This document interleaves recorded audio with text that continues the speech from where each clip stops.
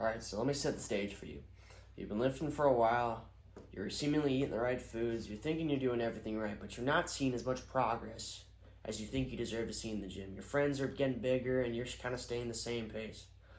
Well, speaking from a kid that used to be a hard gainer, have a fast metabolism and a low appetite, and used to look like this, I was able to gain about 30 pounds. And if you struggle with all these things and you want to gain 30 pounds, this video is for you.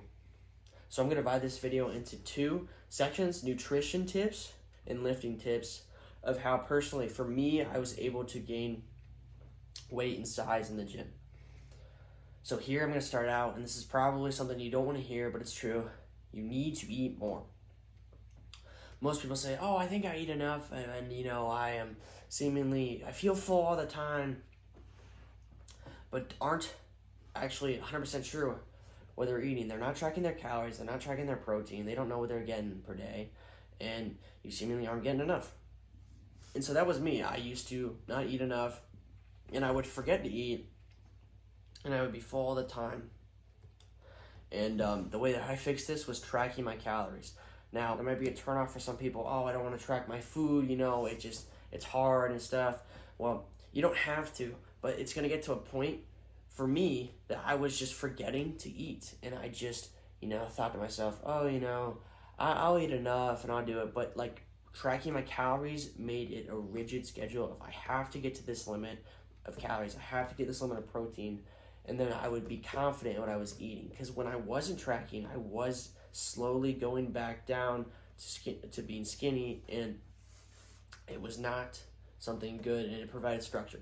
So track your calories. I would recommend using MyFitnessPal or MyPlate. Both are great options. MyFitnessPal is a bit easier to navigate, but for some stuff you have to pay for, like scanning your food. Say I have a protein bar that has a barcode. Well, on MyFitnessPal, I have to pay for a membership to scan that. But if I use MyPlate, which is another nutrition app that helps you track, you don't have to pay for that at all. You can scan it, it pulls it up, you can add that to your breakfast, lunch, or dinner, or a snack, and then it gets that calories for the day. Now, how many calories you should eat per day, and how much protein should you eat per day? The best way to find this is to use your BMI calculator. So you can either look this up on the internet or just simply log into MyFitnessPal or MyPlate, put in your age, your height, your weight, what you either want to gain weight, gain muscle, lose weight, whatever, and it will give you the right amount of calories you should eat per day.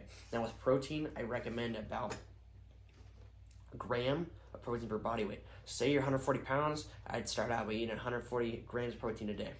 Now, for me, I started out actually eating a lot more than just my body weight. I would eat around 170 per day, and 3,400 calories a day, and I noticed results very quickly, combined with working out, and I was able to gain a lot of weight in those first couple of weeks.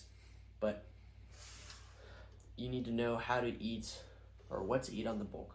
So I would recommend eating a full breakfast, lunch, and dinner, and a fourth meal somewhere in there.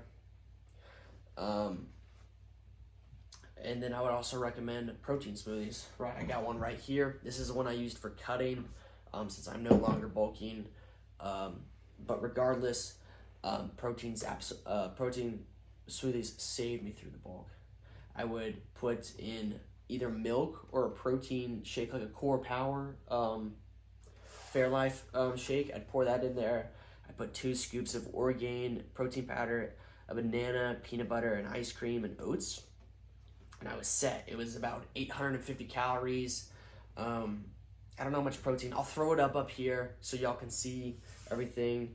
But it was super helpful with eating through the day. I would recommend eating every 2 hours.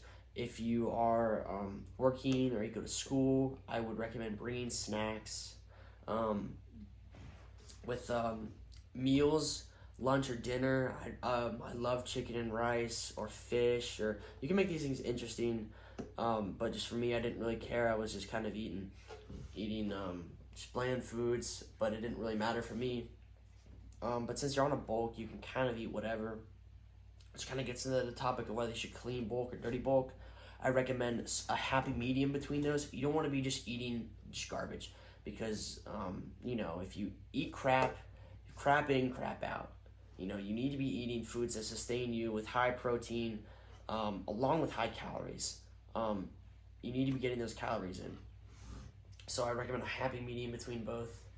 But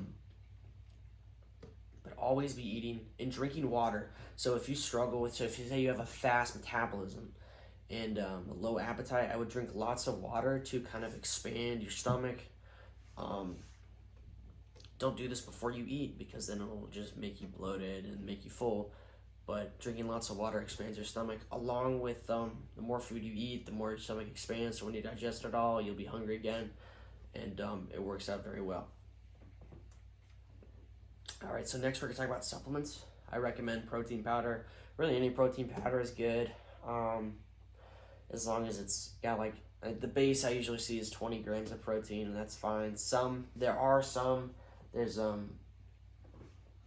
There's some powders that are like for gaining weight, which have like 50 grams of protein and like 800 calories, and those are good. You can use that as well. Protein bars are really good. They're expensive, but they do well. Actually, a better option that is cheaper and does about the same thing is peanut butter jelly sandwiches. You can just buy some cheap peanut butter jelly and bread and just make a couple and have some through the day, and those work as well as protein bars. And then I recommend creatine, mainly monohydrate. I believe it to be better than HCl, just because HCl has a weird taste to it. But creatine, supplied with lots of water, over about a month, your body will have more energy, and you will be stronger in the gym, and you will see your muscles grow and have better results. That's why I recommend it. Just make sure you drink a lot of water with it, because if you're not drinking water with creatine, you do your own research about that. So next we're gonna get into lifting tips. So you need a good split when you're going to the gym. You need to combine your what you're eating to where you're working out. So I would say, how many times to go per week? I'd say 4 or 5 times per week. You need those rest days. So 2 or 3 rest days is really important. I usually will either do 4 or 5 days and then rest 2 days, or 3 days rest, 3 days rest. So I would obviously have more days I'm working out than more days I'm resting. Now, what is a good split you need to be on in the gym? Some people do a bro split where they single out a body part each day. So I have a chest day, or I have a back day, or a biceps day, or a shoulders day, or leg day. And that is stupid. The reason it's dumb is because you're only hitting that one body part once per week, which means you're only hitting it you're like only hitting chest 4 times a month, or back or legs or whatever, and that is not good. Also, you don't need to be doing that many sets and volume in one body part. There's a certain amount where your body does not need that many sets. That's why I recommend the Arnold split. That consists of a push day, so that will consist of your chest, your shoulders, and your triceps. So training those muscles. A pull day, which will train your back muscles and your biceps, and then legs. So your quads, your hamstrings, your calves, your butt. And then I would rest. And then that day I get back, I would do chest and back, arms, and legs. This acts in a way where you're able to be hitting a body part twice a week. You're being able to do compound movements like bench, squat, and deadlift. And it makes things interesting. It gives you more variety of workouts rather than just doing the same thing over and over again, or if it was just a PPL split, which is push-pull legs, push-pull legs. There might be a little bit of muscle overlapping where you work out chest one day and then you're back at it the following or the day after. But I think it's one of the best splits, and it's what's worked best for me. Now, when you are working out, you need to be increasing your weight each week as long as you go, and that's called progressive overload. You need to be getting stronger, which means we need to be pushing more weight.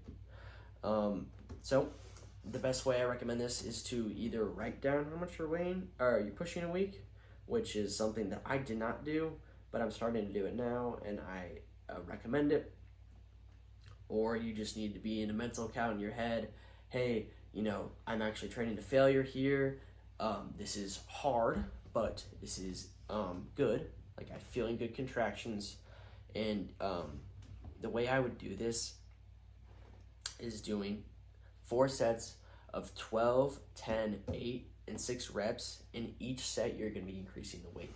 The reason I recommend this is because you're getting strength movements and hypertrophy movements. Hypertrophy is basically where your muscles are contracting, so you're able to get